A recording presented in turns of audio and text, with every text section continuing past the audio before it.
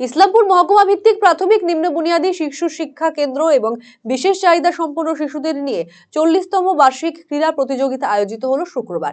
এদিন Islampur high school ময়দানে আয়োজিত এই ক্রীড়া প্রতিযোগিতার উদ্বোধনী অনুষ্ঠানে উপস্থিত ছিলেন রাজ্যের মন্ত্রী গোলাম রব্বানী, জেলা প্রাথমিক শিক্ষা সংসদের চেয়ারম্যান মোহাম্মদ নিজামুদ্দিন আলী সহ অন্যান্য বিশিষ্ট জনেরা। মহকুমার বিভিন্ন ব্লকের স্কুল থেকে প্রতিযোগীরা অংশ নিয়েছে। এখানে মোট 34টি ইভেন্ট অনুষ্ঠিত হবে। এই ক্রীড়া অনুষ্ঠানে মহকুমা স্তরের স্থানাধিকারী এরপরে অংশ নেবে জেলা স্তর ক্রীড়া প্রতিযোগিতায়।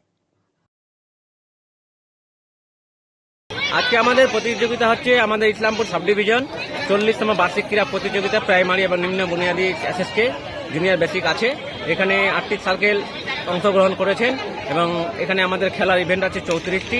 এখানে সব সার্কেল থেকে প্রতিনিধিরা এসেছেন এবং বাচ্চাদের সবাইকে নিয়ে এসেছেন। এখান থেকে আবার যারা ফার্স্ট সেকেন্ড থার্ড হবে তারা আবার ইসলামপুর থেকে আমাদের সাব ডিভিশন থেকে জেলাতে যাবে, ডিস্ট্রিক্টে খেলা হবে। সেখান থেকে আবার যদি আমাদের ফার্স্ট হয় তাহলে স্টেট পর্যন্ত যাওয়া হবে। আজকে আমরা এই 2024-25 সেশনের বার্ষিক ক্রীড়া প্রতিযোগিতা করছি।